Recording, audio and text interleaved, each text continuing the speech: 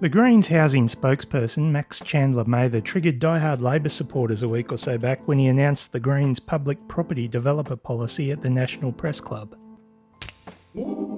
Given previous videos I've done on housing, there might be a handful of people wondering what I think of it. And we'll get to that, but first, what is it that the Greens have actually proposed? Trigger warning. I'm proud today to announce the Greens' first policy for the next federal election, a public property developer.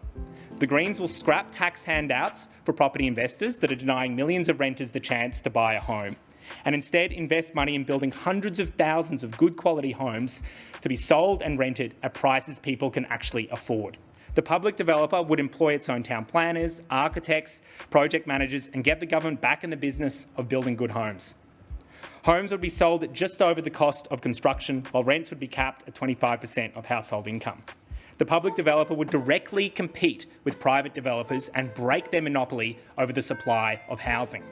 Essentially, the Greens are calling for the establishment of a dedicated federal Department of Housing that would act as a public property developer. This public developer would build 360,000 homes over a 5-year period, or 610,000 over a decade. Under the plan, the federal government would be building the homes and then either renting or selling them for below market prices to both renters and first home buyers. The policy was backed by some analysis from the Parliamentary Budget Office, which showed that an average renter on the program would save approximately 19% on rent compared to market rates, and an average first home buyer would save approximately 33% on the median private market rate of a house. So, what do I reckon? Firstly, I think it's good to see a political party in opposition to the government put forward an alternative policy. It's not really something we've seen much of from the regular meat and potatoes opposition. We don't have policies, we're in opposition. Indeed. Second, like the CFMEU's super profits tax proposal, it's good to see a proposal that at least looks to tackle the scale of the problem. And like the CFMEU proposal, the public property developer plan put forward by the Greens is a hell of a lot more ambitious than anything we've seen from either Labor or coalition governments in the past decades. Ambitious. Now to the nuts and bolts, and don't worry, I'm not about to jump the shark and call this thing visionary or anything like that, because it's not by a long shot. At a high level, the concept of a public property developer makes sense. It's not as wacky as corporate interest groups pushing their narrative through the media would have you believe. It's been done before in Australia, and I'll get to that soon. It's also been done overseas. While the Greens policy has been costed, the Parliamentary Budget Office costing comes with a couple of key caveats and potential red flags. For example, the PBO have said that the financial implications of the proposal are highly uncertain and very sensitive to the assumptions they've made. They've also said that the impact of this proposal on property markets is highly uncertain, and the Parliamentary Budget Office has not made any assessment of flow-on impacts on property prices, rents, or the supply and demand of residential properties in their costings. You'd really want to flesh out these potential red flags before looking to push this thing forward. The other elephant in the room here is that, like a lot of policy announcements from any of the political parties, to be fair, it's light on detail. And it's the detail that would likely trip something like this up and lead to headline-generating cost blowouts. In terms of the Labor itself, the Greens would argue that the public property developer will be in direct competition to private property developers, which may give you an inkling as to why you've seen so many comments on this proposal from those who may not necessarily want that sort of competition. The Greens would argue that the Australian building industry runs in peaks and troughs, thanks to property developers' efforts to maximise their profits via supply. Not being motivated by profit, a public property developer would have a constant planned pipeline of work. Amy Ramekis probably explained it better here on the project though. What they're saying is essentially if you enter the government into the property market as a property developer, that they would then come with all the adjacent infrastructure which would be helped along by government programs, and you would actually get the trades that you needed. It's just they would be a competitor in that space against the private developers, and it would be up to individual tradies who they worked for. At a high level, I don't think that the idea of the federal government stepping in to set up a public property developer is necessarily a bad one. I just think that as far as a policy goes, this one could use a lot of refinement. The Greens point to a previous time in Australian history as evidence that this has been done before, and I just wanted to share something I found while researching this video that I found interesting. It's a report from the Commonwealth Housing Commission written in 1944, before the end of World War II. At the time, the Commonwealth Housing Commission had been given the huge task of trying to solve Australia's acute housing shortage. At the time, they estimated that over 700,000 homes would need to be built in a decade. For context, the Australian population at that time was just over 7 million.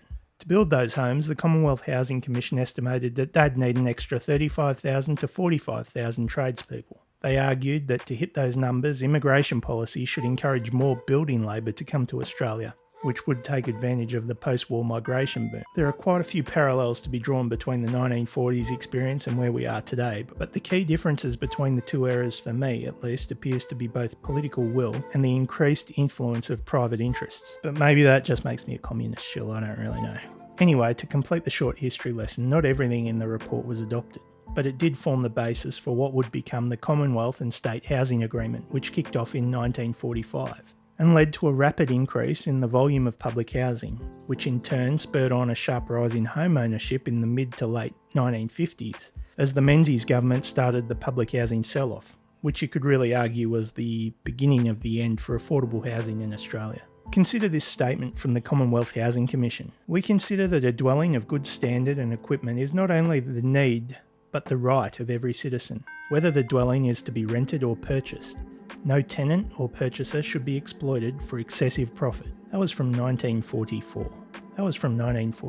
What a novel idea. It's not just the past that you can point to for evidence of a government stepping in to lead public property development. You can also see it today overseas in places like Singapore and Sweden.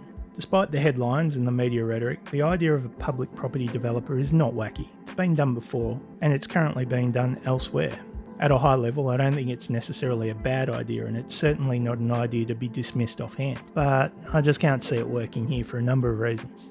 There's a cold, hard reality here that stacks the decks against the idea of a public property developer, and that reality is that governments of both persuasions have long abandoned the public housing playing field in the hope that private developers will help fill that void. They haven't, which is a large part of the reason why we find ourselves here. I can't see how the donors and lobbyists to our major parties would allow something like this to succeed.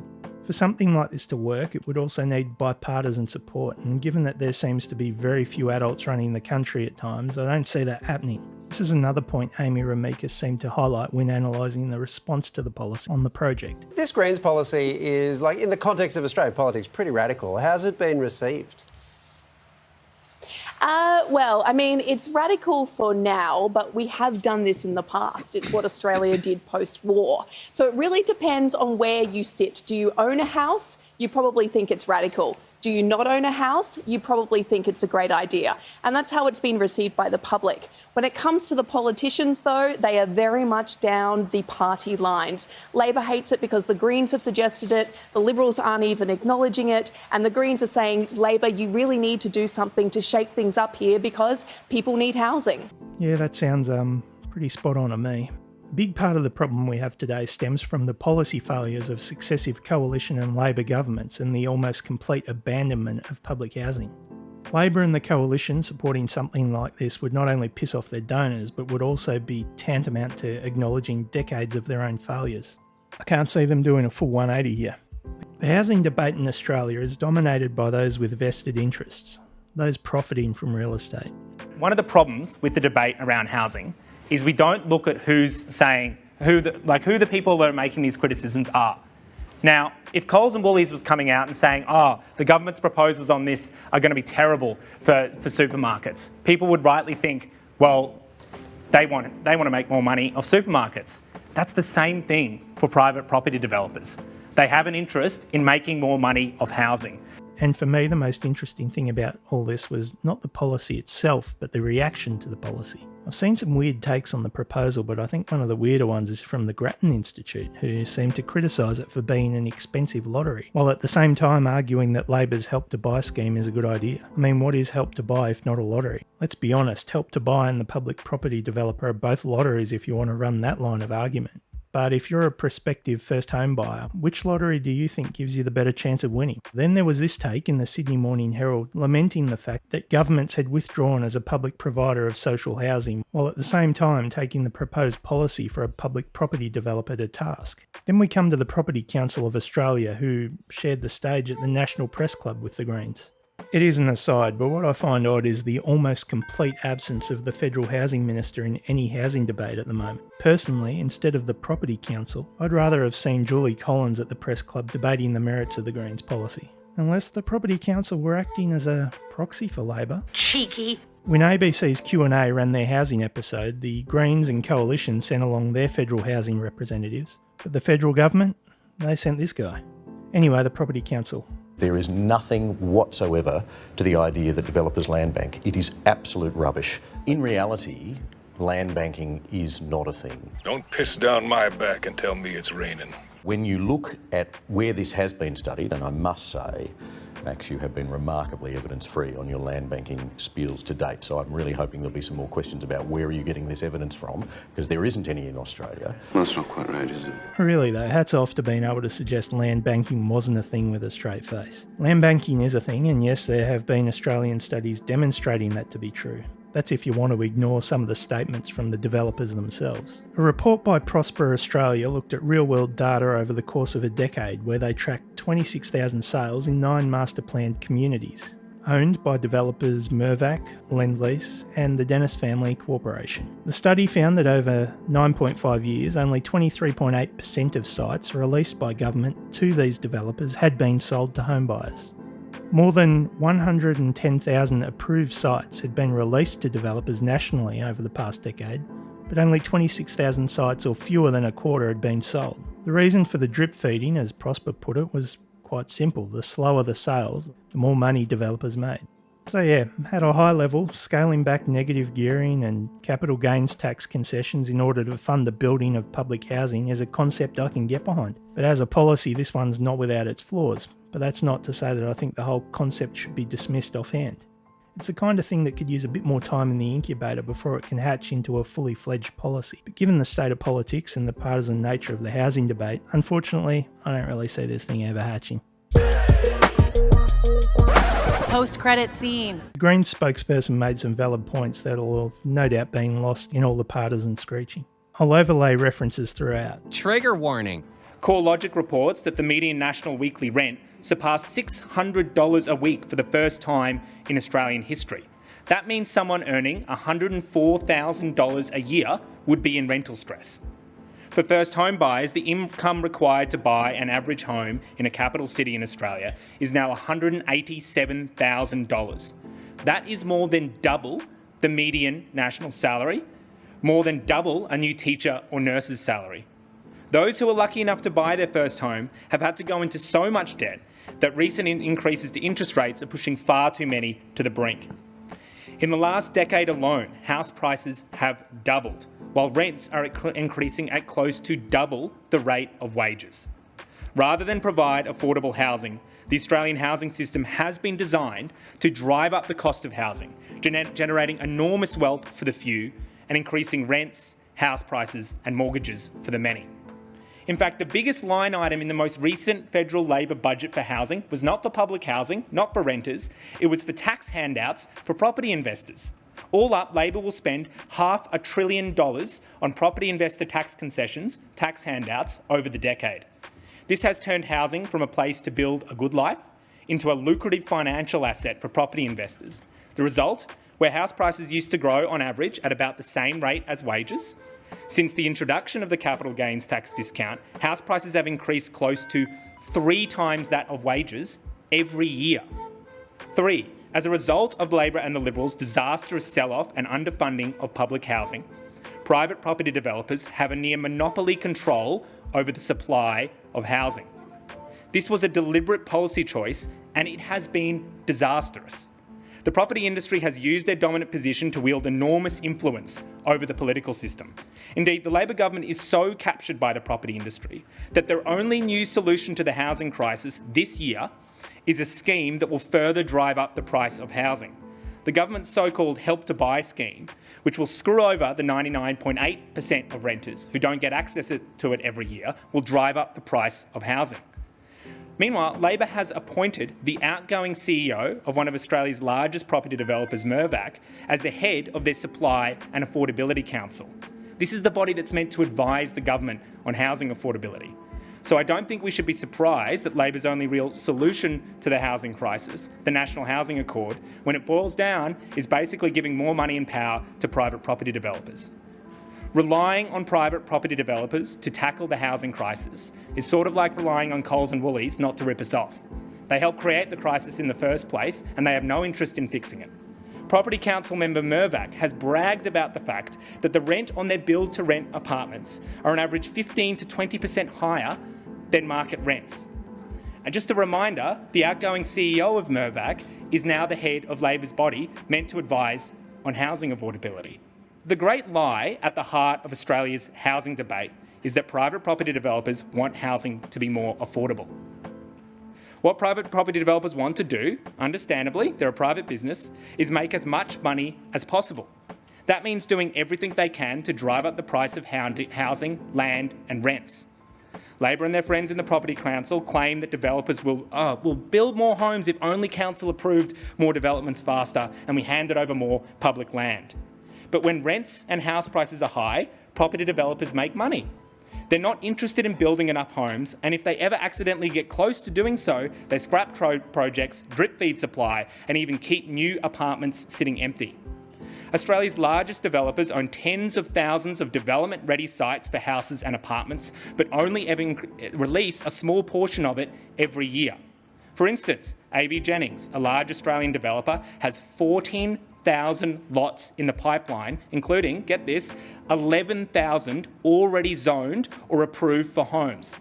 They sold 732 last year. To quote an article in the AAP in 2019, Peter Summers, Chief Executive of AV Jennings, is now looking to slow supply as the market turns sour. To quote him directly, in a couple of projects, we've already reduced our stage sizes and delayed a couple of stages, he said. In other words, because house price growth was slowing, AV Jennings decided to slow down the supply of housing.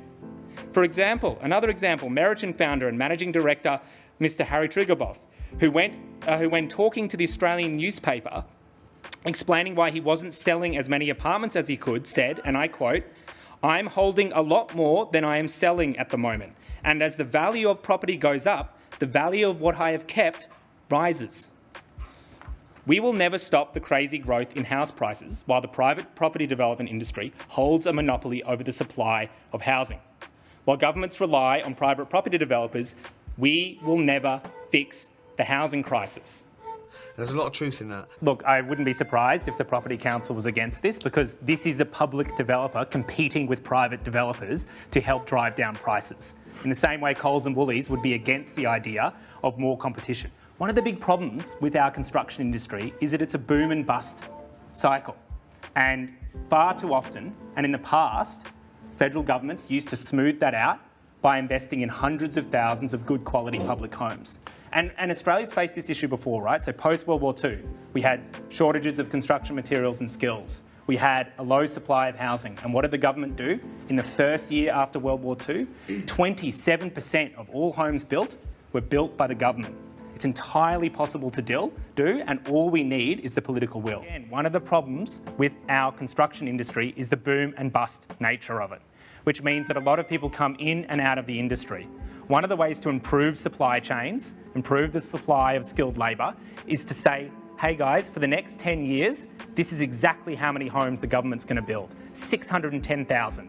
And then they can make business decisions on that, open up new supply chains, train new workers. And on training, well, the Greens have said from time immemorial that we should be bringing back free university education and TAFE. We should be making sure that people have enough money to go and do that training, to have the student support payments to live off. There's a lot of things we can do in that space. And again, I can't emphasise this enough. There are countries around the world already doing this. And are we that small a nation, that's closed-minded, that we can't think we can do what Singapore's done, or what the Netherlands has done, or what Austria has done? I mean, I think we're a pretty good country. And we have a lot of skilled and talented and smart people. So let's put them to work doing the sort of things that we know have worked in the past in Australia and work overseas. Unexpected bonus!